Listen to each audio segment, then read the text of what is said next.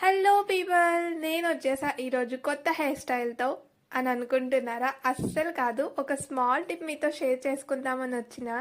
చాలా మందికి ఆల్రెడీ తెలిసే ఉండొచ్చు, అయినా కూడా నాకు ఇప్పుడిప్పుడే తెలిసింది రీసెంట్గా, కాబట్టి మీతో కూడా షేర్ చేసుకుంటున్నా.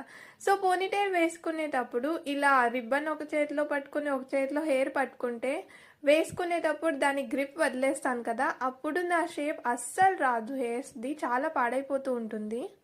చాలా సార్లయితే హాఫ్ అన్ అవర్‌కి పైగా పట్టేది నాకు ఒక స్మాల్ పోనీటెయిల్ వేసుకోవడానికి. సో, దానికి ఒక సొల్యూషన్ దొరికింది నాకు. ఫస్ట్ అయితే రైట్ హ్యాండ్‌లోకి రిబ్బన్ వేసేసుకొని, తర్వాత పోనీటెయిల్ సెట్ చేసేసుకొని, అలానే రిబ్బన్‌ని లాగేస్తే వీడియోలో చూపించినట్టు సో, హెయిర్ మీద గ్రిప్ వదలం కాబట్టి దాని షేప్ పర్ఫెక్ట్‌గా కూర్చుంటుంది.